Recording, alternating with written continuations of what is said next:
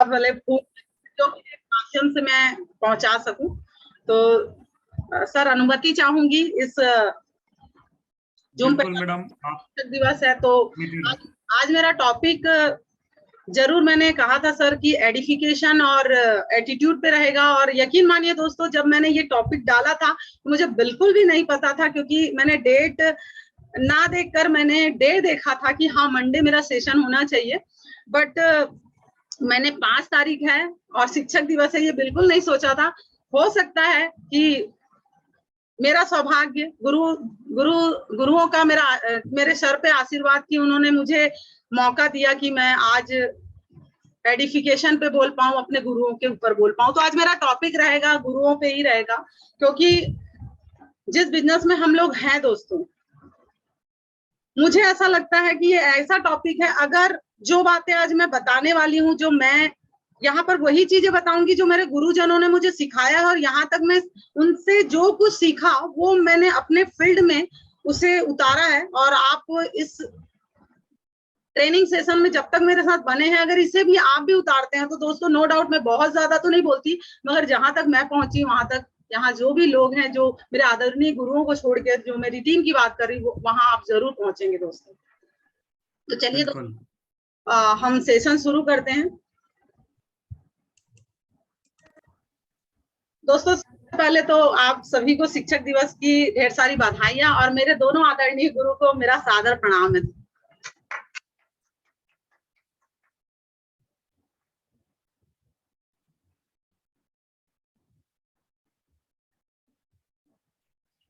दोस्तों आज शिक्षक दिवस है, हम सभी को पता है कि गुरु का महत्व कितना होता है। पर दोस्तों गुरु का महत्व, सर मेरी आवाज हाँ क्लियर है मैडम, आवाज बिल्कुल क्लियर है। अभी आप म्यूट हो गए, थोड़ा सा अनम्यूट कर लीजिए, पहले आ रही थी पूरी आवाज। Okay sir. हाँ आप ठीक है। ओके सर, सॉरी सर, असल में मुझे ऐसा लग रहा है कि मुझे कोई सुन नहीं पा रहा है। मुझे नहीं, बिल्कुल क्लियर है आपकी आवाज। दोस्तों जैसे कि हम सभी को पता है कि गुरु के बिना हम आगे नहीं बढ़ सकते, और हमें पता है माता पिता हमें जन्म देते हैं, मगर जिंदगी को कैसे जीना वो हमें गुरु सिखाता है। दोस्तों बहुत बदकिस्मत वो लोग होते हैं जिनके पास गुरु तो होते हैं, मगर उसका महत्व वो नहीं समझ पाते या उनको इम्पोर्टेंट नहीं देते। मैं इसे बिजनेस से जोड़कर ही बोलूंगी दोस्तों। यहाँ पर लिखा हुआ है दोस्तों कि गुरु के चरणों में बैठोगे तो ज्ञान प्राप्त होगा, और बराबरी में बैठोगे तो अभिमान प्राप्त होगा। दोस्तों ये बातें जो मैं बता रही हूँ, ये आपको कभी भी मंदिर में, ग्रंथ में, अपने बड़े बुजुर्ग सबसे सुनने को मिल जाएगा, और हम बड़े अच्छे से इसे पढ़ते भी हैं, पर इसका मीनिंग शायद जानते तो हैं पर मानते नहीं। दोस्तों इसे मैं अपने बिजनेस से जोड़कर ही बताने का प्रयास करूंगी। कई बार क्या होता है दोस्तों, हम जब भी अपने गुरु से जो चीजें सीखते हैं, जो भी चीजें सीखते हैं, हम उन्हीं पे उस चीजों को ना बताने लगते हैं। थोड़ा सा ज्ञान ले लेते हैं, उसके बाद हमें ऐसा लगता है, जैसे फॉर एग्जांपल हमें बताया जाता है इस बिजनेस में कि आप रेड क्लब तक पहुंच जाओ, फिर आपको आगे की चेयर मिलेगी। आप सिल्वर बन जाओ तो आपको ये मिलेगा, गोल्ड बन जाओ तो ये मिलेगा, डायमंड बन जाओ तो ये मिलेगा। और गुरु ये हमें समझाता रहता है, हम समझते जाते हैं। बट मैं अपनी बात करूं तो जब मैं इस बिजनेस में आई थी तो मुझे तो कुछ भी समझ में नहीं आता था, केवल हमें बार बार यही बताया जाता था कि सिस्टम को फॉलो करो, सीनियर को फॉलो करो, और कुछ समझ ना आया तो सीनियर जो बताते जा रहा है वो वैसा वैसा करते जाओ। तो इस बिजनेस में दोस्तों जब तक हम गुरु जो बताते रहते हैं वो करते रहते हैं, तब तक तो ठीक है, मगर जब हमें ऐसा लगता है कि हम गुरु से ज्यादा जानने लगते हैं तो हमारे अंदर अभिमान आने लगता है। फॉर एग्जाम्पल शर्मा सर हमेशा एक चीज मुझे जरूर बोलते हैं कि सीमा मैडम जब तक बच्चे हो तब तक अच्छे हो। तो कई बार ऐसी बातें हो जाती है। जब मैं फ्रेशर थी तो हमेशा, क्योंकि कुछ नहीं आता था, तो यस सर, ओके सर, हर चीजों को पूछ कर किया करती थी। और कहा जाता है कि काम जो करता है गलतियां भी उसी से होती है। एक लाइन कही जाती है ना कि तेरे गिरने पे तेरी हार नहीं, तू आदमी है अवतार नहीं। तो दोस्तों गलतियां तो हमसे होती रहती है, पर बहुत बड़ी गलती यहाँ पर क्या होती है, इस चीज का हमेशा ध्यान रखिएगा, ये सबके साथ होती है। जब हम सिल्वर होते हैं तो 1 to 1 करना सीख जाते हैं, ग्रुप मीटिंग लेना सीख जाते हैं। यस या नो? Yes yes yes. अब यहाँ पर क्या होता है पता है, जब हमें कुछ नहीं आता तो हमें गुरु की जरूरत होती है, जैसे हमें थोड़ा सा आने लगता है तो हमें अभिमान होने लगता है, उसके बाद हमें ऐसा लगता है कि मैं अपने गुरु के बराबरी का हो गया हूं। तो दोस्तों ये पिक्चर दिखाने का मतलब ये है कि अगर सीनियर ने आपको बराबर में बिठा भी लिया है तो आप तन से बराबर में बैठो मगर मन से चरण में ही बैठो। जैसे आज मैं अपनी बात करूं, आज मैं रेड क्लब हूं, आज सोनी सर के बगल में या शर्मा सर के बगल में मुझे बैठने का सौभाग्य प्राप्त हो गया है, ये उनका बड़प्पन है।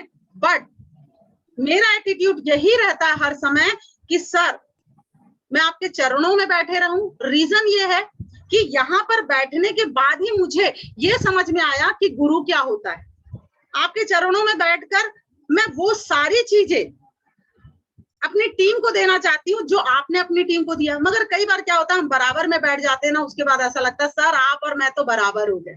दोस्तों यहीं से हमारा बिजनेस खत्म होने लगता है। तो एक लाइन हमेशा ध्यान रखिएगा, आप कितना भी ऊंचा ऊपर आ जाएं, कितने भी ऊपर आ जाएं, मगर गुरु ही होता है। तो हमेशा ध्यान रखिएगा दोस्तों, सीनियर ने बगल में अपने आपको बिठा लिया है, वो उनका बड़प्पन है, बट हमें अपना बड़प्पन दिखाना है कि सर मैं आपके बराबर में तो बैठा हूं पर आपके बराबरी का नहीं। तो दोस्तों इसीलिए कहा जाता है कि गुरु के चरणों में बैठोगे तो हमेशा ज्ञान प्राप्त करोगे, मगर कभी बराबरी का सोचोगे ना तो दोस्तों अभिमान आ जाएगा। और कहा जाता है कि अभिमान तो रावण का नहीं रहा, तो हम तो इंसान है दोस्तों। तो हमेशा गुरु के चरणों में ही कोशिश करिए बैठने का, वो गले से लगा ले उनका बड़प्पन, वो अपने बगल में बिठा ले उनका बड़प्पन। गुरु हमेशा चाहता है कि शिष्य आगे बढ़ता रहे, मगर हम इस बिजनेस में ना हमेशा गलती करते हैं, तो ये गलती बिल्कुल भी ना करें दोस्तों। जैसे दोस्तों एक चीज मैं बताना चाहूंगी जो हम इस बिजनेस में कर बैठते हैं, पर गुरुओं के बारे में एक चीज बोलना चाहूंगी। जिस प्रकार लोगों के बिना नगर का महत्व नहीं होता, आप अपने जिंदगी में गुरु का महत्व मैं बताने का प्रयास कर रही हूँ। कई लोग गुरु का महत्व नहीं समझते, उनको ये लगता है कि अगर गुरु ने मुझे 4 सिखा दिया तो मुझे अपने आप 40 आ जाएगा। मैं आपको एक चीज बता दूं दोस्तों, अगर आपको 40 आ भी गया है और गुरु के सानिध्य में आप नहीं रहेंगे तो दोस्तों वो जो 4 गुरु ने सिखाया ना वो भी आप भूल जाएंगे। इसीलिए गुरु का महत्व कुछ शब्दों में समझाने का प्रयास करूंगी। जिस प्रकार लोगों के बिना नगर का महत्व नहीं होता, दूध के बिना गाय का महत्व नहीं होता, सूर्य के बिना दिन का महत्व नहीं होता, चंद्रमा के बिना रात का महत्व नहीं होता, भक्त के बिना भगवान का महत्व नहीं होता दोस्तों, उसी प्रकार गुरु के बिना शिष्य का कोई महत्व नहीं होता।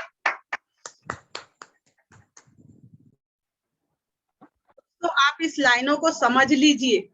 आप एक चीज देखिए कि 2 लोग एक दूसरे के बिना कितने अधूरे हैं, मगर अधूरा ज्यादा कौन है वो आप इन लाइनों से देख लीजिए।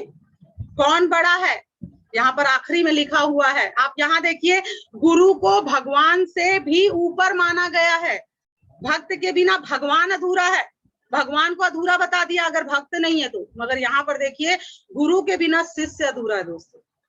आप समझ पा रहे हैं? इसीलिए कहा जाता है आप शंकर भगवान की पूजा मत करो, विष्णु भगवान की पूजा मत करो, ब्रह्मा जी की पूजा मत करो। आप इन तीनों की पूजा नहीं करते हो, केवल अपने गुरु की पूजा करते हो दोस्तों। तो मैं आपको बता रही हूँ, आपको ब्रह्मा विष्णु महेश तीनों के पूजा का फल मिलता है। ये कहा जाता है, हम इस लाइन को बस पढ़ देते हैं, केवल पढ़ देते हैं, गुरुर ब्रह्मा गुरुर विष्णु गुरुर देवो महेश्वरा गुरुर साक्षात परब्रह्मा तस्मै श्री गुरुवे नमः। मगर इसका मतलब हम नहीं समझते, हमें बस बोलना आता है मगर इसे कर्मों में परिवर्तित नहीं करना आता, क्योंकि हम कभी गुरु की पूजा ही नहीं करते। मुझे ये बताइए, आज कितने ऐसे लोग हैं जो अपने गुरु के पास श्रद्धा पूर्वक एक फूल लेकर गए थे। मैं आपकी इंसल्ट नहीं कर रही हूँ, मगर मैं ये बोलना चाहती हूँ, चलिए टीना मैडम आज मुझसे मिलने आई थी और उन्होंने आज मुझे श्रद्धा पूर्वक एक गिफ्ट भी दिया। टीना मैडम के लिए जोरदार तालियां। टीना मैडम आपने मुझे क्या दिया ये मुझे पता नहीं, मैंने गिफ्ट नहीं खोला, पर एक चीज मैं बोलना चाह रही हूँ कि वो श्रद्धा है ना जो आपने मुझ तक पहुंचाई है, मुझ तक मतलब अपने गुरु तक पहुंचाई है, जो भी गुरु आपके पहुंच में था। गुरु केवल एक नहीं होता। आज आपने आप मेरे पास पहुंचे इसका मतलब है आप शर्मा सर के पास भी पहुंच गए, आप सोनी सर के पास भी पहुंच गए। कहने का मतलब ये है कि जो आपने काम किया है ना, ये होता है डुप्लीकेशन। मुझे पता है आज आप मेरे तक पहुंचे हो, कल आपकी हजारों की टीम नहीं लाखों की टीम आप तक पहुंचेगी। तो ये भावना अपने मन में ले आता, अरे यार है तो है, हमें क्या मिला उससे वो हम नहीं देखते, हम केवल इन शब्दों को, सिस्टम की बातों को केवल पढ़ लेते हैं। इसलिए तो हमारे सिस्टम में कहा जाता है हम जानते सब है पर मानते कुछ नहीं। हमें सब पता है फिर भी हमें सफलता नहीं मिल रही है, हमें सब है पता है पर हमें सफलता नहीं मिल रही है। दोस्तों क्यों नहीं मिल रही है सफलता? क्योंकि श्रद्धा नहीं है, एकता नहीं है, प्रेम नहीं है, भाव नहीं है। चाहे ये घर की बात हो, सिस्टम की बात हो, श्रद्धा की, हम मुंह से कुछ बोल रहे हैं मगर दिल में कुछ है। दोस्तों रावण तो राक्षस था मगर उसने श्रद्धा पूर्वक शंकर भगवान को अपना गुरु मान के अपने 10 सर चढ़ा दिए। राक्षस योनि में आने के बाद भी उसको पता था कि गुरु का महत्व क्या है। दोस्तों हम राक्षस से तो अच्छे हैं। मैं केवल ये बताना चाहती हूँ दोस्तों, उसे ये सारी चीजें की प्राप्ति राक्षस होने के बाद भी इसलिए मिल गई क्योंकि उसके अंदर श्रद्धा थी। मगर जहां श्रद्धा नहीं होती, प्यार नहीं होता, लगाव नहीं होता, आज की इंग्लिश की भाषा में बोल दूं कि जिसके दिल में गुरु के लिए, दोस्त के लिए, परिवार के लिए फीलिंग नहीं होती है, उसके ऊपर भगवान का भी वरदान काम नहीं करता। चलिए इसे मैं स्टोरी के माध्यम से बताने का प्रयास करती हूँ। स्टोरी सुनेंगे? प्लीज अपने हाथ ऊपर करके बताइएगा। Yes ma'am, yes ma'am. चलिए ये स्टोरी ना मैं 2 पार्ट में बताऊंगी। एक समय की बात है,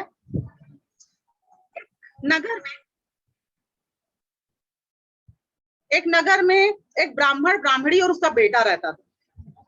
वो शंकर भगवान की बहुत ज्यादा पूजा करते थे मगर बहुत मांगने के बाद भी उनको कुछ भी नहीं मिल रहा था, कुछ नहीं मिल रहा था। तो पूजा करते जाते, वो हमेशा बोलते भगवान हमें धन दे दो, सफलता दे दो, उन्नति दे दो, पर उनको कुछ नहीं मिलता था जबकि तीनों पूजा करते थे। एक बार पार्वती माता को शंकर भगवान के ऊपर क्रोध आता और कहते हैं आप कैसे कैसे भगवान है, अपने भक्त की सुनते क्यों नहीं है?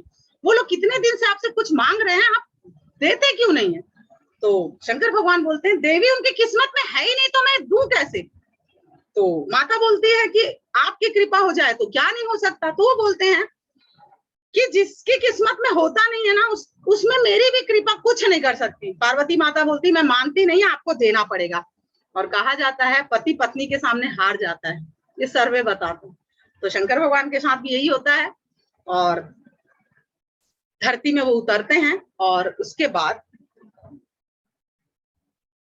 शंकर भगवान बोलते हैं चलो ठीक है आप बोलती हो तो उनकी मांग में पूरा करता हूँ। वो आते हैं धरती पे और उनके घर में आते हैं और आने के बाद उनको दर्शन देते हैं। दर्शन देने के बाद शंकर भगवान बोलते हैं कि मैं आप लोगों को, तीनों से बोलते हैं, मैं आप लोगों को आपकी पूजा से बहुत प्रसन्न हूँ, आप लोगों को मैं तीनों को एक वरदान दे सकता हूँ, चलो मांगो क्या मांगना है। अब जैसे ये सुनते हैं तीनों लड़ने लग जाते हैं, मैं मांगूंगा मैं मांगूंगा, एक वरदान है तो तीनों लड़ने लगते हैं, मैं मांगूंगा मैं मांगूंगा। शंकर भगवान बोलते देखा देवी, मैंने कहा था ना कि इस तरह से लड़ाई झगड़ा, जिसके यहाँ प्रेम नहीं है, किसी के लिए मान सम्मान नहीं है, उसको कुछ नहीं मिल सकता। अब भगवान साक्षात उतर के आ गए, उसके बाद भी ये लड़ाई कर रहे हैं, इनको वरदान की नहीं पड़ी है, झगड़े की पड़ी है। पार्वती माता बोलती है अरे मनुष्य है, छोड़ो ना, आप तो भगवान है, एक काम करो, इतने वरदान देते हो, एक काम करो तीनों को अलग अलग वरदान दे दो, तीनों को अलग अलग वरदान दे दो, क्या क्या चला जाएगा आपको? शंकर भगवान बोलते हैं बड़ी जिद्दी हो तुम, चलो कोई बात नहीं। उनको बोलते हैं लड़ाई मत करो, तीनों को मैं वरदान देता हूँ, एक एक वरदान मांग लो। अब तीनों को वरदान देने के बाद भी तीनों क्या बोलते हैं, मैं पहले मांगूंगा मैं पहले मांगूंगा मैं पहले मांगूंगा। झगड़ा होने लगता है। पार्वती माता बोलती है काम करो, लड़ो मत, लेडीज फर्स्ट, एक काम करो लेडीज फर्स्ट, क्योंकि बेटा रहता है, बाप रहता है और माता रहती है, तो पहले महिला मांग ले। तो महिला बोलती है हे प्रभु अगर मुझे वरदान देना चाहते हो, मैं हो गई हूँ बुढ़िया, पैर में घुटने में बहुत दर्द होता है, कमर में बहुत दर्द होता है, चल नहीं पाती हूँ, एक काम करिए मुझे ना 25 साल की सुंदर सी लड़की बना दीजिए। शंकर भगवान बोलते हैं तथास्तु। जैसे तथास्तु बोलते हैं वो बहुत सुंदर लड़की बन जाती है, और जैसे लड़की बन जाती है वो अपने पति की तरफ देखती है, क्योंकि पति रहता है बूढ़ा, उसे चिढ़ाती है क्यों बुढ़ाऊ, देख लिया मैं तो सुंदर बन गई, तू रहा बूढ़ा का बूढ़ा। उसे चिढ़ाने लगती है। चिढ़ते देख के जो उसका पति रहता है उसे क्रोध आ जाता है। शंकर भगवान बोलते हैं झगड़ा मत करो, पति को बोलते हैं तुम मांगो, वरदान मांगो। तो शंकर भगवान उससे पूछते हैं क्या वरदान चाहिए। द्वेषवश उसका पति बोलता है ये मेरी बीवी है ना, जवान होकर उसे बहुत अहम हो गया है, बहुत घमंड हो गया, एक काम करिए इसे आप कुतिया बना दीजिए। शंकर भगवान बोलते हैं तथास्तु। अब बारी आती है बेटे की। उसको पूछते हैं कि आपको क्या, आप भी वरदान मांगो, अब आपकी बारी है। जब वो देखते हैं मेरी माँ कुतिया बन गई है और मेरा जो पिता है वो बूढ़ा है, तो शंकर भगवान को बोलते हैं कि प्रभु मुझे ये वरदान चाहिए कि मेरी माँ जैसी थी पहले वैसी ही कर दीजिए। तो शंकर भगवान पार्वती माता को बोलते हैं देवी संतुष्टि हो गई, अब चलें।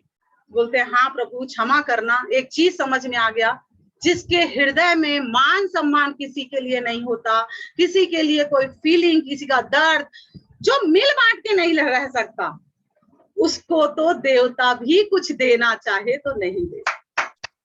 सही है, बहुत बढ़िया। अब इसका दूसरा पार्ट सुनिए। शंकर भगवान और पार्वती माता वहां से निकलते हैं, मंदिर में पहुंचते हैं तो मंदिर में एक बुढ़िया जिसकी आंख नहीं होती, वो मंदिर में जाती रहती है और उसे सब चिढ़ाते रहते हैं, बुढ़िया तेरी तो आंख नहीं है, तू मंदिर में देखने क्या जाती है। तो बुढ़िया बोलती है मैं भगवान को नहीं देख सकती मगर भगवान तो मुझे देख सकते हैं। ये बात सुनकर शंकर भगवान को बहुत अच्छा लगता है और प्रकट होते हैं, बुढ़िया को दर्शन देते हैं और बोलते हैं माता मांगो क्या मांगती हो, जो मांगूंगी दूंगा, एक वरदान मांग लो। बुढ़िया बोलती है अचानक प्रकट हो गए प्रभु, मैसेज भेजवा देते तो घर वालों से चर्चा कर ली होती, तो मुझे क्या आप इतनी कृपा करोगे, एक दिन का समय दोगे। आप सोच के देखिए, बुढ़िया मांग सकती थी, अकेली थी, मैसेज ये है वहां 3 थे लड़ रहे थे, यहाँ पर तो वो अकेली थी, मांग सकती थी मगर मांगा नहीं, अपने परिवार के बारे में सोचने लगी और गई अपने प्रभु को बोले कि एक दिन दे दो। प्रभु बोलते हैं चलो एक दिन दिया, कल इसी टाइम आप मांग लेना क्या मांगना। घर जाती है, घर में उसके एक बेटा रहते हैं और बहू रहती है, निर्धन परिवार रहता है, घर में धन दौलत नहीं रहता, परिवार दुखी तो था, पोता भी नहीं होता रहता है, बहू को कोई बच्चा नहीं रहता है। वो बताती है कि मैं मंदिर रोज जाती हूँ, भगवान प्रसन्न हुए, मुझे एक वरदान मांगने बोले हैं, तो क्या मांगना है बताओ। तो बेटा बोलता है माँ हम निर्धन हैं, हमें दौलत की जरूरत है, एक काम करो दौलत मांग लो तो हम सब सुखी हो जाएंगे। बहू बोलती है पागल हो क्या, धन तो मिल के हम कमा लेंगे। दोस्तों एक चीज का ध्यान रखना, उस बहू ने कितनी अच्छी बात बोली। कुछ लोग ना धन के कारण ना गुरु को भी छोड़कर भाग जाते हैं। अच्छे आप क्या बोलते हैं उसको, उदाहरण आप अपने सिस्टम में भी देख सकते हो। पर वो महिला बोलती है पागल हो गए हो क्या, अगर तीनों का साथ रहा तो धन तो मिलके भी कमाया जा सकता है। आप एक काम करो, पुत्र मांग लो। माँ तरसती है पोते के लिए, आप तरसते हो पिता बनने के लिए, मैं तरसती हूँ माता बनने के लिए, आप पुत्र मांगो। बुढ़िया मन में सोचती है पुत्र मांग लूंगी तो मैं भी नहीं देख पाऊंगी, बहू बेटा को भी नहीं देख पाऊंगी, शायद मैं आंख मांग लेती तो कितना अच्छा होता। मन में विचार करती है कि दुखी ना हो कि मैं अपने लिए कुछ मांग लूं। उसके बाद बुढ़िया जाती है, दूसरा दिन होता है, शंकर भगवान की मंदिर जाती है, वहां भोलेनाथ बोलते हैं एक दिन पूरा हो गया, मांगो क्या मांगती हो। शंकर भगवान को बुढ़िया माता क्या बोलती है, एकदम ध्यान से सुनिएगा दोस्तों। बुढ़िया बोलती है प्रभु ऐसा कुछ कर दीजिए, ऐसा कुछ वरदान दीजिए कि मैं अपने पोते को सोने के पालने में झूलते हुए देख सकूं। वाह बढ़िया। तो दोस्तों मैंने एक निगेटिव और पॉजिटिव चीजें बताई। मैं बताना ये चाहती हूँ कि आप जो भी काम करते हैं, अच्छे बुरे, उसका फल मिलता है, आज नहीं तो कल मिलता है।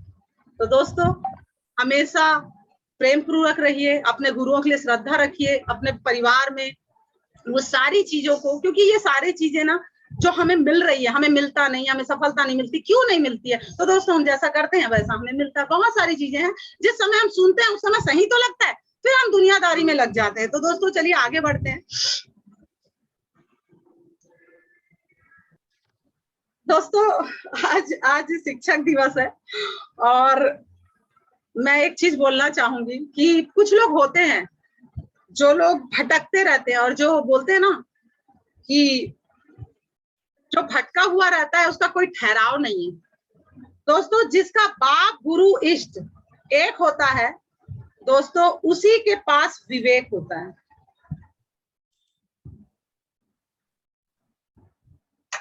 और जिस लोगों ने अनेकों गुरु बनाने का सोच लिया है ना दोस्तों, उसको कुछ किया नहीं जा सकता। आप फोटो में देख पा रहे हैं कि बजरंगबली ने अपने प्रभु की ही वंदना की। बहुत आए, बहुतों ने बोला कि मानव की पूजा करते हो, इंसान की पूजा करते हो, मेरी पूजा करो। मगर उनका अटूट विश्वास था कि मान लिया एक बार बाप जिसको, मान लिया गुरु जिसको, मान लिया इष्ट जिसको, ऐसा विवेक था इनका। यही कारण है दोस्तों कि आज उनको ये वरदान मिला है कि सब लोग चले जाएंगे हर युग से, मगर आपको मैं ये वरदान देता हूं कि युगों युगों तक आप इस सृष्टि में रहेंगे। मगर हम लोगों की तो आदत है, 4 दिन इस गुरु से सीखते हैं, 4 दिन उस गुरु से सीखते हैं, 4 दिन उस गुरु से सीखते हैं। तो दोस्तों इस तरह से आप गुरु बदलते रहेंगे तो मुश्किल हो जाएगी। मुझे समझ में नहीं आता कि अगर एक निर्णय लिया है, सोच समझ के निर्णय लिया है, इस बिजनेस को करने का सोच समझ के हमने बहुत सारे पंचायतें करके फॉर्म भरा था, हाँ या ना? बहुत पंचायतें की, पैसा नहीं है, समय नहीं है, मेरे घर वाले करने नहीं देंगे, बाहर नहीं निकलने देंगे, पता नहीं लोग जुड़ेंगे कि नहीं जुड़ेंगे, ये वो, हाँ या ना? पूरे विवेक कर हमने अपने घर की डीडी दी थी और पूरे विश्वास के साथ इस बिजनेस में आए थे। मगर एक समय आता है कि हम पता नहीं क्या सोचते हैं, कोई आता है और हमें बरगला के ले जाता है। और मुझे ऐसा लगता है जो व्यक्ति अपने बाप को छोड़कर, अपने गुरु को छोड़कर किसी के पास चला जाएगा ना, तो जिसके पास भी जाएगा वो जिस दिन उसका मन आपसे भर गया, वो एक लाइन बोलेगा, मैं यहाँ बोलना नहीं चाहती पर पता नहीं उस वाक्य के बिना वो लाइन अधूरी है। वो गुरु लात मार के आपको बोलेगा कि साला तू अपने बाप का नहीं हुआ तो मेरा क्या हुआ। दोस्तों बस मैं एक ही चीज बोलना चाह रही हूँ, अगर अटूट विश्वास है, वो व्यक्ति जहां पहुंच गया है आपको भी पहुंचाएगा। मैं बस एक चीज बोलती हूँ, अगर आप गए हैं ना तो आपके गुरु में कमी नहीं थी, आप में कमी थी। रीजन ये है आपको अपने निर्णय पे भरोसा नहीं है। जो व्यक्ति अपने निर्णय पे भरोसा नहीं करता, मुझे ये बताइए उस पे कौन भरोसा करेगा? और क्या गारंटी आप यहाँ नहीं टिक पाए तो कहीं और टिक जाएंगे। तो दोस्तों बहुत अच्छी कंपनी है, बहुत अच्छे सीनियर हैं, दुर्भाग्य है उनका जो सच्चे गुरु को पहचान नहीं पाते हैं। दोस्तों बस मैं गुरु के लिए ये बोलूंगी, आपका विश्वास इतना अटूट होना चाहिए। यहाँ पे लाइन लिखी हुई है, जिस प्रकार एक नन्हा शिशु अपने माँ के अलावा किसी को नहीं जानता। आप देखना एक छोटा सा बच्चा ना, आप गोद में लोगे आजा, वो नहीं आता, वो अपने माँ के आंचल में छुप जाता है। उसी प्रकार एक सच्चा शिष्य अपने गुरु के अलावा किसी को नहीं जानना चाहिए, किसी को भी नहीं। हर गुरु चाहता है कि मेरी शिष्य की वाहवाही हो, हाँ या ना? शिष्य को भी ये होना चाहिए कि मैं अपने गुरु से जाना जाऊं।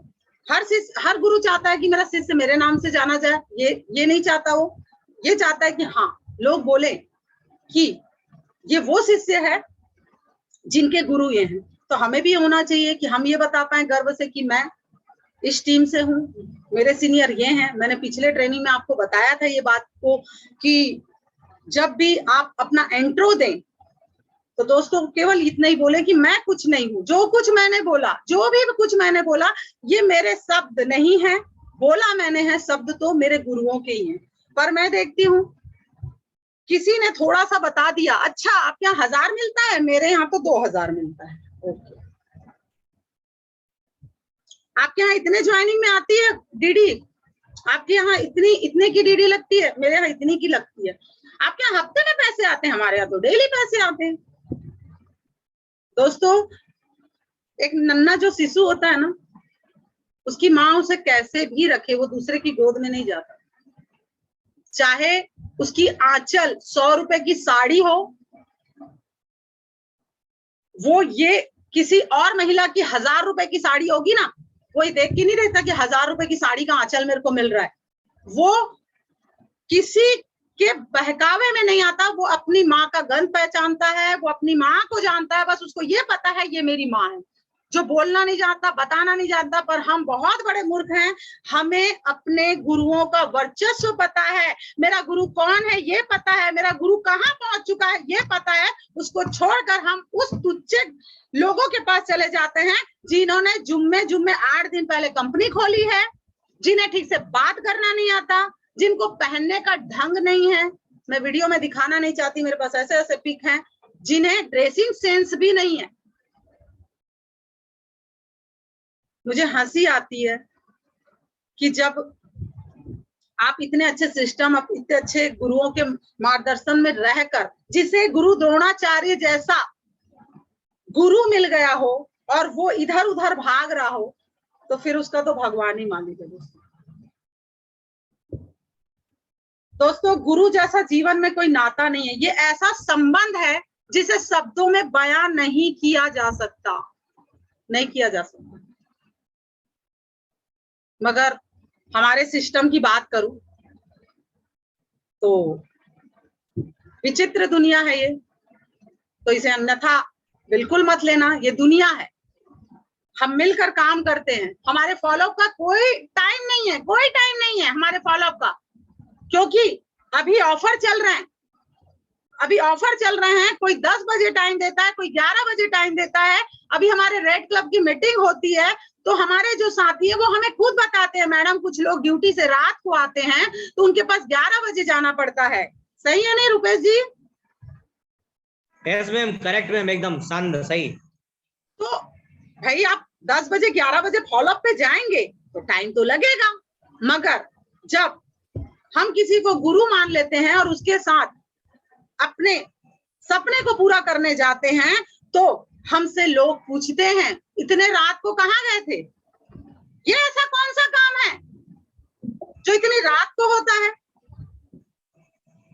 तो क्या करते हैं हम? उस गुरु का विश्वास तोड़ देते हैं। मैडम एक काम करते हैं ना, मेरे को ना एक चीज बताओ, लेडीज के साथ जाएगी और जेंट्स के साथ जाएगा। अच्छा, तो एक काम करते हैं, एक नियम बताते हैं, लेडीज की डीडी उठाएगी, जेंट्स की डीडी उठाएगी। यहाँ पर हम ना दोहरा मुखौटा लगा के चलते हैं दोस्तों। इनविटेशन करते समय ये नहीं देखते कि जेंट्स है कि लेडीज है, मगर जब गुरु की बात आती है ना, तो गुरु लेडीज का लेडीज होना चाहिए और जेंट्स का जेंट्स होना चाहिए। तो ये कचरा कौन डाल रहा है गुरु के प्रति हमारे मन में? दूसरा नहीं डाल रहा है, हम डाल रहे हैं। मैं एक सवाल करना चाहती हूँ, अगर कोई पड़ोसी आपके घर में कचरा फेंक देता है, आपने दरवाजा खुला रखा है, आपने साफ कर दिया, फिर दूसरे दिन फेंक दिया, फिर आपने साफ कर दिया, फिर तीसरे दिन फेंक दिया, फिर आपने साफ कर दिया।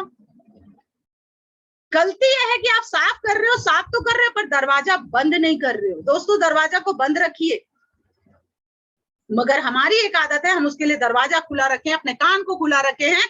बात तो एकदम सही है, क्योंकि काम जो करता है ना उसको पता है सुबह गया है रात को आ रहा है। आपको मैं बता दूं, आप सभी को पता है, क्योंकि आप मेरे बिजनेस पार्टनर हैं, आप सभी को पता है कि सुबह से निकला हुआ बंदा ना, कई बार ऐसा होता है कि वो खाना नहीं खा पाता।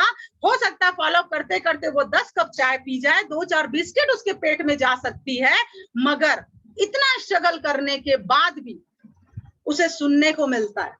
और हम क्या करते हैं, मैडम कैसे करें? एक समय की बात है, मेरी एक एसोसिएट थी जिसको जेंट्स के साथ फॉलोअप में जाना पड़ता था बाइक में बैठ के। उसने मुझे एक चीज बोला, मैडम एक काम करूं क्या, जिस मोहल्ले में रहती हूँ ना वो मेरे घर आते हैं देखने, मेरे घर आते हैं, तो ना मोहल्ले वाले कुछ कुछ बोलते हैं, तो एक काम करूं। क्या? मेरे घर के 100 मीटर दूर पे ना चौक है, तो मैं मैं उनको फोन करके ये बोलती हूँ कि आप चौक में जाइए, मैं चौक में आती हूँ। मैंने कहा एक काम करिए मैडम, आप बिजनेस छोड़ दीजिए। बोले क्यों मैडम? रीजन ये है क्योंकि सोच उनकी गलत नहीं है, सोच आपकी गलत है। आपने उनको बोलने का मौका दिया, 4 दिन आपके घर वो लेकर जाएगा, 5वें दिन बोलना बंद हो जाएगा। मगर आप चौक से बैठेंगी तो जिंदगी भर बोलना उनका चालू रहेगा, क्योंकि आप मौका दे रही हैं। आप मौका ये दे रही है, उनको बता रही है मैं गलत काम कर रही हूँ, इसलिए घर से नहीं बैठ रही हूँ, बाहर से बैठ रही हूँ। हमने ठान रखा है जो मेरे संग साथी है ना वो गलत है, चाहे वो मेरा गुरु हो, जो मेरा बिजनेस पार्टनर हो, हमने ही बना रखा है। समझाना ये चाह रही हूँ दोस्तों, आपने अपने अंदर अपने गुरु की, अपने जूनियर पार्टनर की, अपने सहपाठी की छवि अपने दिमाग में वही बना रखी है जो आप हैं, अन्यथा ना ले जो हम हैं। क्योंकि कहा जाता है जैसे खाओगे अन्न वैसा होगा मन, जैसे हम होते हैं वैसे हम बोलते हैं। क्योंकि मूली खाने के बाद मूली की ही डकार आएगी, जैसे मन में होंगे आप वैसे ही विचार आएंगे। तो दोस्तों एक चीज का ध्यान रखिएगा, इस सारी चीजों से भी गुरु का नाम खराब आप करते हैं। आप दुनिया को ये बताइए कि मेरा गुरु कैसा है। आप सीधे शब्दों में ये बताइए कि मैं अपने गुरु के साथ मेरे क्या अटैचमेंट है, मैं आपको शब्दों में नहीं बता सकती। मेरा गुरु वो है जिसने वो समझा जो मेरे पति ने नहीं समझा, मेरे माता पिता ने नहीं समझा, मेरे घर के परिवार ने नहीं समझा। मैं मार्केट का एक कंकर था। मैं सुमन मैडम की बात करती हूँ, जो उन्होंने बताया। आपको लगता होगा कि वो रुपेश सर का, सोनी सर का गुणगान क्यों करती हैं? उन्होंने बताया वो सिंगल मदर हैं। आप ध्यान से सुनिए, आपसे बिजनेस नहीं होता है। जब मैंने उन्होंने वो सिंगल मदर है। आप सोच के देखिए, पति के जाने के बाद वो कपड़े की दुकान चला रही थी और अपने घर को चला रही थी। तो आप सोच के देखिए, कोई आ रहा था उनके घर में पूछ।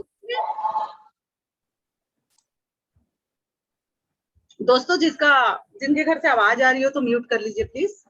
आप सोच के देखिए दोस्तों, उनको कोई गुरु मिला और आज उन्होंने अपने, मैं यहाँ पूरे उनके अचीवमेंट नहीं बताऊंगी, उन्होंने अपने अचीवमेंट बताए। इससे पहले उन्हीं की ट्रेनिंग थी, यस या नो?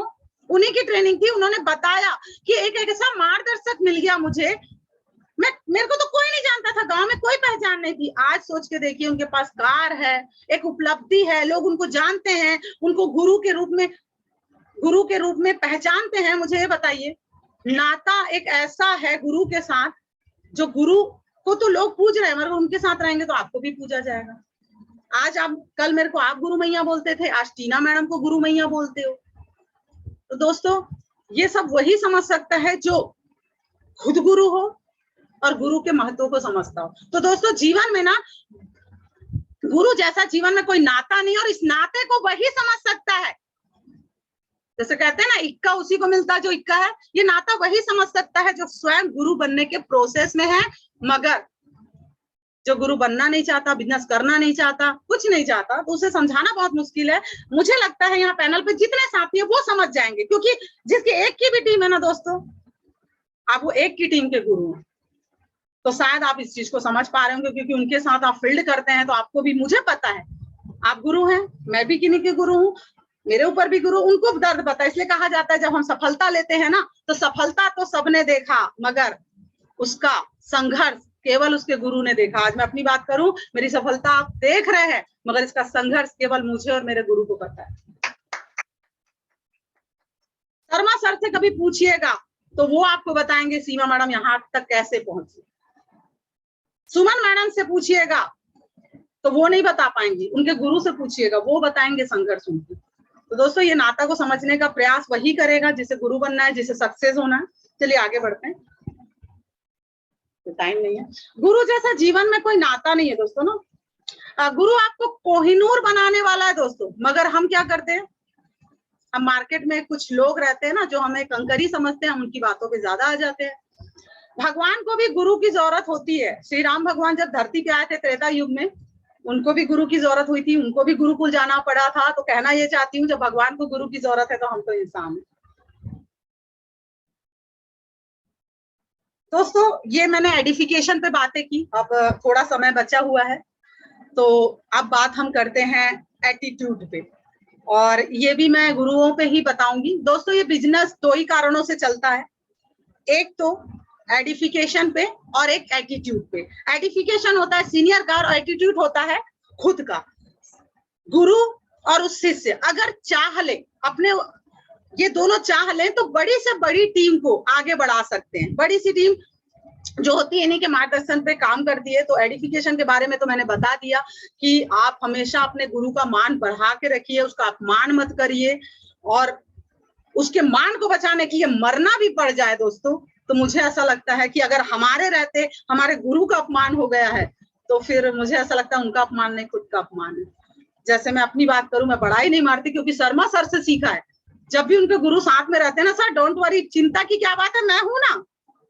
तो आज मैं आपको बता दूं कि शर्मा सर के साथ में अगर रहती हूँ, कसम खा के बोलती हूँ, मेरे रहते हुए उनको कोई कुछ भी बोल दे, कोई कुछ भी बोल दे, ऐसा कभी नहीं हो, और ये उनको पता है।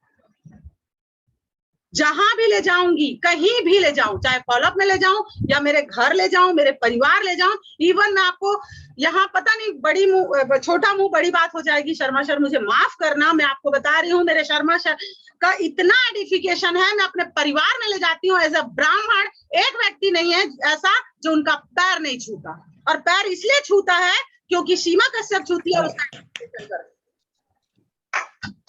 सही है मैडम। दोस्तों जब गुरु का आप सम्मान करोगे ना तो दुनिया सलाम करती है, और आप गुरु का अपमान करते हो ना तो दुनिया आपको लात मारती है। एक लाइन मैंने बोली थी, किसी ने मजाक उड़ाया था, उसका नाम नहीं बताऊंगी। जब मेरा बिजनेस जीरो पे आ गया था तो किसी ने मुझे बरगलाने की कोशिश की थी, कि कहा था कि मैडम जीरो पे आ गए हो, इधर आ जाओ उधर आ जाओ। तो मैंने एक ही लाइन बोली थी, जब इस बिजनेस में आई थी तो लेफ्ट में भी मैं जीरो थी, राइट में भी जीरो थी। इसका मीनिंग समझना दोस्तों, कभी भी बिजनेस आपका ध्वस्त होने लगे तो अगर मान लो पूरी टीम भी चली गई है, पूरी टीम भी चली गई, कोई दिक्कत नहीं है। क्यों? क्योंकि जिस दिन आपने बिजनेस ज्वाइन किया था उस दिन भी तो आप जीरो पे थे। यस या नो? Yes yes. बात करूं, जब कुछ नहीं आता था तब यहां तक आ गई, अब तो सब कुछ आता है, तो आगे का रास्ता तो आंख बंद करके तय किया जा सकता है। राइट। तो मैंने उसे एक लाइन बोली थी और मैं आपको बताना चाह रही हूँ, ये लाइन कहीं से मैंने पढ़ी नहीं थी। मैं शर्मा सर को हमेशा बोलती हूँ, सर जब मैं स्टेज पे जाती हूँ ना तो पता नहीं क्या बोलते ना, वो चीज मुझे बोलनी नहीं होती है, पर पता नहीं कैसे निकल जाती है मुंह से। तो शर्मा सर एक चीज बोलते हैं, सर मैडम वो जो पीठ है ना वो गुरु की पीठ होती है, और वहां से ना फिर ब्रह्मा ही बोलते हैं, तो कुछ मेरे से भी बहुत सारी चीजें निकल जाती है। तो मेरे मुंह से अचानक निकल गई थी वो बात, क्या बोल दूं? Tina madam? Yes ma'am, yes yes, बिल्कुल मैम। मैंने बस उसे आप मेरी चिंता मत करो, जिस दिन मैं यहाँ आई थी तो मेरे लेफ्ट में भी जीरो था, मेरे राइट में भी जीरो था, मगर ऊपर मेरा हीरो था। क्या बात मैडम, बहुत बढ़िया, शानदार। और आज भी यही बहुत ही बढ़िया मैडम। आज भी तो भगोड़ों को मैं ये बोलती हूँ, मेरा चिंता मत करो, तुम अपना चिंता करो, क्योंकि तुम्हारे लेफ्ट और राइट में बहुत लोग होंगे, मगर तुमने अपने ऊपर हीरो को तो उड़ा दिया। हीरो मीन्स आपका गुरु, वो चाहे आपके लिए भगवान हो सकता है, दोस्त हो सकता है, हीरो हो सकता है, आप उसे किस रूप में देखते हैं वो आप जाने। ठीक है, तो आज मैं बोलती हूँ क्या फर्क पड़ता है, लेफ्ट में जीरो, राइट में जीरो, ऊपर मेरे गुरुदेव हीरो आज भी है ना। तो जिन्होंने आज 5,000 का नेटवर्क बना के दिया है तो 5 लाख का नेटवर्क भी बना के दे। सही है मैम। तो दोस्तों गुरु गुरु गुरु पे हमेशा गर्व करें। पर एक चीज होती है, जैसे जैसे हम आगे बढ़ते हैं तो अब हम एटीट्यूड पे आते हैं। एटीट्यूड हमेशा अपने गुरु जैसे रखिए, क्योंकि इस बिजनेस में मैं आई थी तो हमेशा मेरे गुरु ने बोला था कि अहंकार नहीं करना, अहंकार नहीं करना। जिस दिन रेड क्लब बन जाओगे ना उस दिन अकड़ दिखाना ना, ऐसा बोलते थे। पर एक चीज समझ में, अच्छा सर रेड क्लब तक हल्के रहना है, हाँ रेड क्लब तक हल्के रहना है, उसके बाद उसके बाद तो फिर ताव दिखाना। अच्छा, हल्के होते होते होते होते रेड क्लब आ गए, और जिस दिन रेड क्लब आ गए उस दिन समझ में आ गया हल्के होते होते रेड क्लब तक आ गए, इसका मतलब हल्के ही रहेंगे तब डायमंड तक जाएंगे। बहुत सही। पर क्या होता है, कई लोगों को ना गुरूर आ जाता है। तो एक लाइन की लिखी हुई है जो हमें सिखाते हैं रावण जी, जिसे लगी मैं की हवा, उसे कभी नहीं लगी दवा और दुआ। दोस्तों, जो जिसको मैं की हवा लग गई है ना, इस बिजनेस में कभी भी ये मेरा, मेरी टीम, मेरा गुरु, मेरा सिस्टम, ये मेरा मत बोलिए। सिस्टम में आ गए, हम टीम वर्क में काम करते हैं, हमेशा हमारा, है ना, हमारे सीनियर, हमारा सिस्टम, हमारी कंपनी, ये बोलिए। रीजन, ये मैं है ना, बहुत बहुत बेकार शब्द है। वो कहा जाता है ना, रावण को, राम कहते हैं रावण को मैंने नहीं मारा, रावण को तो उसके मैंने मारा। ठीक है, तो ये मैं करना छोड़िए, जब हम हमारा बोलने लगेंगे तो हो जाएगा। तो चलिए दोस्तों, टाइम भी हो रहा है, आप अनुमति देंगे तो मैं 5 मिनट लूंगी, और नहीं तो फिर क्लोज करूंगी, क्योंकि मुझे मालूम है टाइम का भी है, वरना मेरी एक स्टोरी के साथ मैं अपनी वाणी को विराम देना चाहूंगी। सर, अनुमति है, 5 मिनट ले सकती हूँ? सोनी सर? ले सकते हैं मैडम। हाँ जी, बिल्कुल कंटिन्यू कीजिए। सर, आपकी आवाज नहीं आ रही। 5 मिनट ले सकते हैं। एटीट्यूड पे ये। चलिए दोस्तों, इसको मैं इससे बोलना चाहूंगी, जब भी आप आगे बढ़े तो अपने गुरुओं के आशीर्वाद से आप आगे बढ़े। कभी भी जीवन में गुरु के साथ चलिए, मगर गुरु से आगे होने का ना सोचें, क्योंकि अगर जब आप गुरु का हाथ छोड़कर आगे बढ़ने लगते हैं तो एक संवाद है, कहा जाता है कि अर्जुन बहुत क्वेश्चन करते थे, इसीलिए शायद आज उनके विश्व में कोई मंदिर नहीं है, मगर हनुमान जी हमेशा प्रभु को यस और जी करके ही बोलते, तो इसीलिए जगह जगह उनके मंदिर है। तो हमेशा हमें जी यस ही बोलना चाहिए, और कभी गुरूर नहीं करना चाहिए, कभी गुरूर नहीं करना चाहिए। एक समय की बात है कि कदली वन में अर्जुन जी फूल तोड़ने आते हैं। वहां हनुमान जी उनको मिलते हैं और बोलते हैं कि तुम इस वन में क्या कर रहे हो? तो वो बोलते हैं मैं फूल तोड़ने आया हूँ। तो बोलते हैं कि किसी से पूछा है? तो नहीं पूछा है। किसके लिए फूल तोड़ने आया? तो बोले कृष्ण भगवान के लिए। तो बोले पूछ तो लेते। तो बोले कि पूछने की क्या जरूरत है, कृष्ण भगवान के लिए तो हर। बजरंगबली हंस देते हैं, बोलते हैं चलो आप तो चोर के शिष्य हो, तो चोरी कर रहे हो तो कोई दिक्कत नहीं है। तो अर्जुन को बुरा लग जाता है, बोलते हैं कि मेरे गुरु के बारे में कुछ ऐसा नहीं बोलना। आप समझिए कि अहंकार में गुरुओं के लिए ये लड़ रहा है, और गुरु का बड़प्पन इसमें बताया गया। अर्जुन बोलते हैं कि तुम मेरे प्रभु को चोर बोल रहे हो, तो तुम्हारा जो प्रभु है वो क्या है? उनसे एक सेतु तो बनाया गया नहीं, बंदरों से बनवा लिया। अगर इनकी महानता होती, उनके पास इतनी शक्ति होती तो सेतु बनवा लेते, बंदर भालू से क्यों बनवाए? तो बजरंगबली को गुस्सा आ जाता है अपने गुरु के बारे में सुनकर। अब देखो, वो कैसे भी थे, इनको तो गुस्सा आ जाता है, पर हमको गुस्सा नहीं आता। कोई हमारे गुरु के बारे में कुछ बोल देता है, हाँ आप सही तो बोल रहे हो, ऐसा वैसा तो है, मैंने भी तो सुना है, थोड़ा घमंडी है, थोड़ा ज्यादा ऐसा कर सकते हैं दोस्तों। तो गुस्सा आ जाता है। बजरंगबली बोलते हैं अच्छा मेरे प्रभु कैसा बोल रहे हो, सेतु नहीं बना सके? तुम बना सकते हो, क्योंकि मेरे प्रभु ने जो सेतु बनाया था उससे लाखों वानर पार हुए थे। क्या तुम एक ऐसा सेतु बना सकते हो जिससे एक वानर भी पार हो जाए? अर्जुन घमंड में रहते हैं, क्योंकि वो तो महाधनुधारी रहते हैं। बोलते हैं मैं राम भगवान से भी अच्छा सेतु बना सकता हूँ। तो बोले बनाओ। ये अपनी बाण की बहुत बड़ी सेतु बनाते हैं। अब बनाने के बाद ये बोलते हैं कि मैं पार लगाऊंगा, पर एक शर्त है, जो हारेगा उसको उसकी दूसरे की बात माननी पड़ेगी। अर्जुन जी राजी हो जाते हैं। बजरंगबली अपना विराट रूप लेते हैं, इतना विराट रूप लेते हैं कि सूर्य नारायण भी छुप जाते हैं। अब अर्जुन घबरा जाते हैं। जैसे बजरंगबली एक पैर रखते हैं उनके सेतु पे, सेतु टूट जाती है, और टूट जाती है तो अर्जुन का घमंड चूर हो जाता है। अर्जुन को बोलते हैं क्या करना है बताओ? तो बोलते क्या कर सकते हो? तो बोले अब मैं झूठा साबित हो गया हूं, मुझे बहुत लज्जा आ रही है, तो मैं अपना देह त्याग दूंगा। इतना सुनते हैं, कृष्ण भगवान प्रकट हो जाते हैं और अपने गुरु को अपने शिष्य को बचाने आते हैं। दोस्तों, गुरु की महिमा, अगर आप कोई संकट में पड़ेंगे ना, तब भी वो आपकी आप दूर भी हैं तो भी वो आपकी चिंता करेंगे। कृष्ण भगवान को समझ में आ जाता है अर्जुन देह त्यागने वाला है, वो तुरंत प्रकट होते हैं और बजरंगबली को बोलते हैं कि वो ऐसे ही नादानी में बन गया था। आप लोग जो भी किए उसको तो किसी ने देखा नहीं, मैं इनका गुरु हूं, मेरे सामने करो, क्या फिर से सेतु बनाओगे? अर्जुन बोलते बना दूंगा, आप तोड़ के दिखाना, क्योंकि दूसरा मौका मिलता है, क्योंकि ये दोनों के बीच में ये होती है कि आपने जो भी बातें की हैं उसका कोई प्रमाण नहीं है।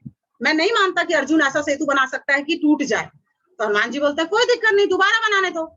दोबारा सेतु बनता है, बजरंगबली बड़े रूप में आते हैं। कृष्ण भगवान क्या करते हैं, कछुए का रूप धारण करके सेतु के नीचे बैठ जाते हैं। बजरंगबली जब सेतु से पार होते हैं तो वो नहीं टूटता दोस्तों। तो बजरंगबली समझ जाते हैं कि गुरु पहुंच गए हैं अपने शिष्य की रक्षा करने। अब बजरंगबली हार जाते हैं। अर्जुन बोलते हैं मैं मांगना चाहता हूं, तो कृष्ण भगवान बोलते हैं अभी नहीं मांगना है, बचा के रखो, अभी नहीं मांगना है। ठीक है, चले जाते हैं। दोस्तों गीता में लिखा हुआ है, जो महाभारत होती है, तो महाभारत में अर्जुन को बोलते हैं वो वर को मांग लो, क्योंकि आपने वो आपसे वचन हारे थे। तो बोले मैं नर से नहीं, मैं नर हूं और मैं वानर से कुछ नहीं मांगने जाऊंगा। यहाँ भी घमंड आ जाता है। तो भगवान उसको समझाते हैं तुम नर हो, मैं तो नारायण था, फिर भी त्रेता युग में उसकी मेरी जरूरत पड़ गई थी, तो तुम्हें मांगना पड़ेगा। बोले अकेले नहीं जाऊंगा। फिर वो जाते हैं। दोस्तों बजरंगबली के कारण ही अर्जुन, क्योंकि आगे की कहानी मैं उतना संक्षिप्त में नहीं बताऊंगी, हमें टाइम का अभाव है।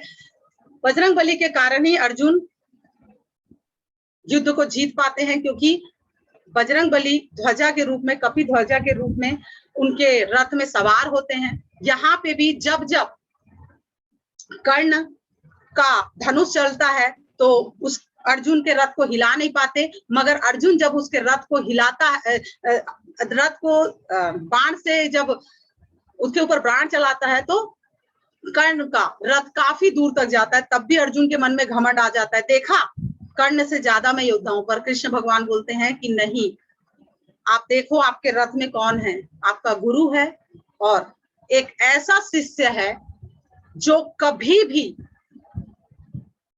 आर्गुमेंट्स नहीं करता आपकी तरह। तो बोले ऐसा नहीं है, मेरे अंदर प्रताप है। तो बोले ठीक है, मैं उतर जाता हूं। तो गुरु उतर जाते हैं, और जब अर्जुन को बोलते हैं, कर्ण को बोलते हैं कि बाण चलाओ, तो वो रथ आकाश के ऊपर उड़ने लगता है। अर्जुन आके नीचे गिरते हैं। वो बोलते हैं प्रभु ये क्या हो गया? तो मैंने यही बोला था ना कि जो भी आप जीत रहे हो वो गुरु के प्रताप से जीत रहे हो, और आप जो भी जीत रहे हो उस शिष्य के प्रताप से जीत रहे हो जो अपने गुरु की आज्ञा का पालन हमेशा करते हैं। तो दोस्तों गुरु भी श्रेष्ठ है, शिष्य भी श्रेष्ठ है, मगर शिष्य वही श्रेष्ठ है जो हमेशा यस सर और ओके सर बोलता। सही है, वेरी गुड। उसके बाद अंत में अर्जुन माफी मांगने के लिए कहता है कि क्या मैं रथ से उतर जाऊं? तो बोलते नहीं, आप मत उतरो, पहले मुझे उतरने दो। वो उतरते हैं, उसके बाद अर्जुन उतरते हैं, उसके बाद हनुमान जी को बोलते हैं कि आप उतरिए। जैसे हनुमान जी उतरते हैं रथ पूरी तरह से जल जाता है। अर्जुन बोलते हैं ये रथ कैसे जल गया?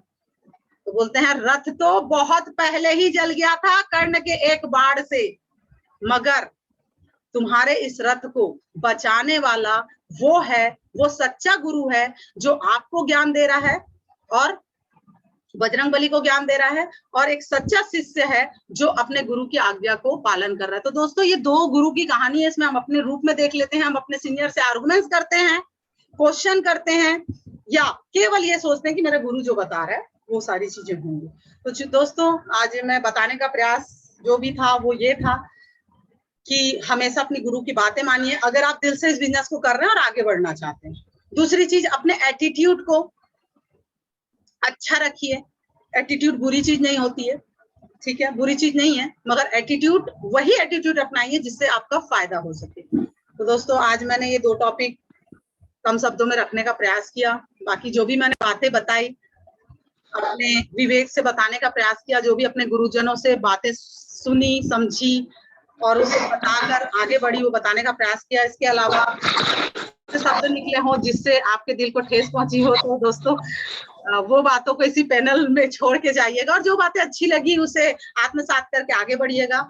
और इसी के साथ मैं बस इतना ही बोलूंगी, जो भी मैंने यहाँ पे बातें बताई मेरे गुरुजनों की समझाई सिखाई बातें थी, जिसके लिए मैं उनका तहे दिल से धन्यवाद करती हूँ और इसी शुभकामनाओं के साथ दोस्तों wish you all the best and good evening दोस्तों। Thank you very much sir ji, आपने मुझे मौका दिया थोड़ा समय लेने का। Thank you very much. बहुत बढ़िया मैडम, बहुत ही बढ़िया। आपने आज के दिन को सार्थक बना दिया। आज गुरु की इतनी सारी, गुरु के बारे में, शिक्षक दिवस के बारे में आज अपने गुरुओं को आदर करना कैसे चाहिए, किस तरह से गुरुओं का सम्मान करना चाहिए और अनुसरण करके किस तरह हम सफलता हासिल कर सकते हैं, इतनी बातें बहुत ही शानदार तरीके से आपने, बहुत ही जबरदस्त तरीके से आपने बताया। और बहुत अच्छा, आपके मुखाग्र बिंदु से सुन के और भी ज्यादा अच्छा लगा। तो बहुत बहुत धन्यवाद, बहुत बहुत बधाइयाँ। और ऐसे ही आप अपने किसी भी सब्जेक्ट को इतने अच्छे तरीके से बताने की महारत हासिल करते चले जाएं और आप अपने गुरु के आशीर्वाद से सफलता हासिल करें। थैंक यू सो मच, बहुत बहुत बधाइयाँ। आज इस ट्रेनिंग सेशन को यहीं समाप्त करते हैं। आप सभी को उज्ज्वल कामना करते हुए, और आज हम यहीं पर इस ट्रेनिंग को समाप्त करते हैं। कल फिर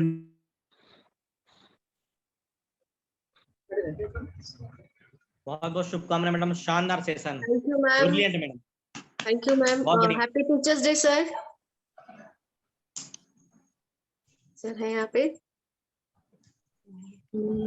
आ रहे हैं, शायद वो डिस्कनेक्टेड हो गए। सभी आदरणीय गुरुओं को हैप्पी टीचर्स डे और बहुत बहुत शानदार ट्रेनिंग मैम। हमेशा ही आपसे हमने बहुत कुछ सीखा है, तो इसके लिए बहुत बहुत thank you ma'am. Thank you. शानदार मैडम, बहुत बढ़िया, काबिले तारीफ। सच बताएं, मतलब रियल में गुरु की वैल्यू कैसे बनाई जाती है, हम हमेशा से आपसे सीखे और आज इस बात का हमें फक्र है कि मतलब वाह।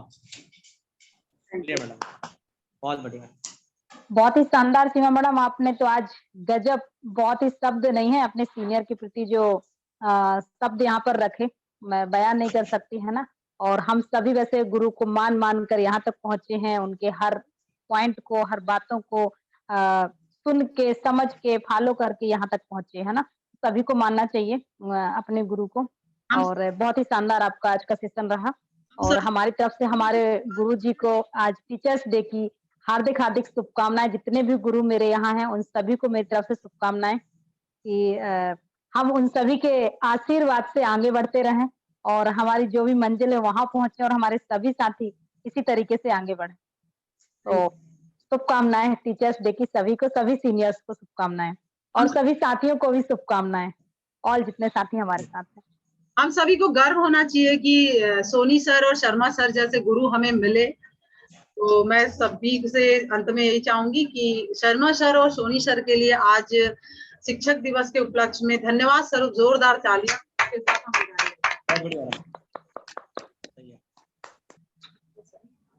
गुड नाइट दोस्तों। Okay ma'am, good night ma'am. Okay, good night madam, good night सभी साथियों से।